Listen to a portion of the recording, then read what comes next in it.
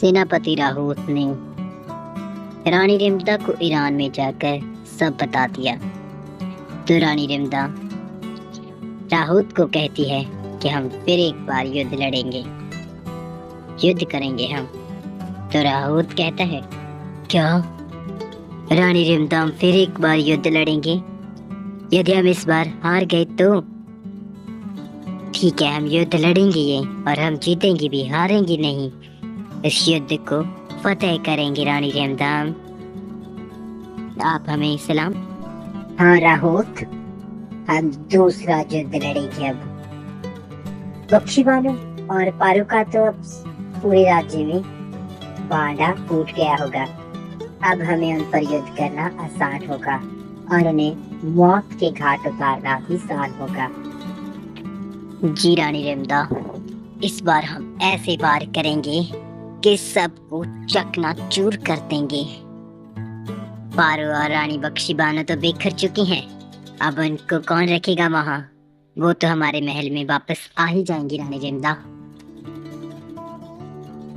रानी रिमदा और राजा राहुत फिर एक बार दूसरा युद्ध ईरान और जोधपुर के बीच लड़ने की तैयारी कर लेते हैं।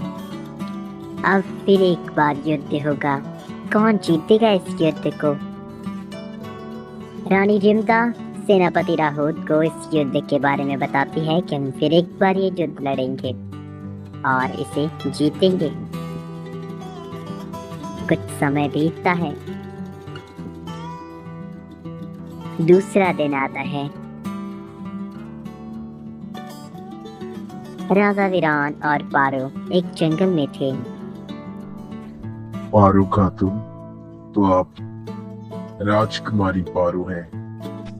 मुझे माफ कर दे राजा वीरान, मैं आपको बताना चाहती थी, पर लेकिन मेरी माँ रानी बख्शीबानो ने मुझे आदेश दिया था कि इस राज्य में हमारे बारे में किसी को ना पता चले। मुझे माफ कर दे राजा वीरान। रानी पारू, आप जहाँ से जाएं, उससे पहले मैं आपसे एक बात करना चाहता हूँ। मैं आपसे बहुत मोहब्बत करता हूँ, क्या आप मुझसे शादी करेंगी? अचानक पीछे से रानी बख्शीबानो कहती है, मैं तुम्हें कभी आज्ञा नहीं दूंगी, यह शादी कभी नहीं होगी राजा वीरान। आप सोच लीजिए, मैं पारो से आपकी शादी कभी नहीं करूंगी। पर माँ, याद करें, हमको बचाने वाली यही है।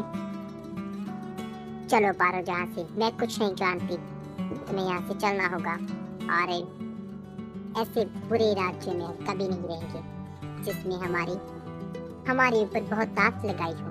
चलो।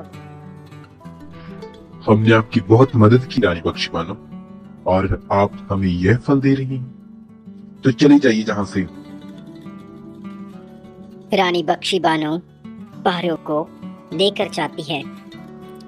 रानी बख्शीबानो और पारो उस जंगल के थोड़ी दूर ही रुक जाते हैं। रानी बख्शीबानो पारो को बताती है कि वह बहुत गलत कर रही है। मैं उसको यह कभी इजाजत नहीं दूंगी कि वो राजा वीरान से शादी करे। पारो कहती है, पर लेकिन माँ, मैं उनसे मोहब्बत करती हूँ। पर लेकिन रानी बख्शीबानो नहीं मानती। रानी बख्शीबानो कहती है कि वो हमारे कातिल हैं और वो हमें मार डालेंगे, तुम्हें मार डालेंगे। मैं इस मुश्किल में नहीं पड़ना चाहती कि तुम मर जाओ। पारो कहती है, नहीं माँ, वो हमें नहीं मारेंगे, वो मुझे कभी नहीं मारेंगे। लेकिन रानी बख्शीबानो मानती ही नहीं थी। रानी बख्शीबानो ने पारो को ये बात कह दी थी कि अब हम बहुत जल्द यहाँ से चले जाएंगे।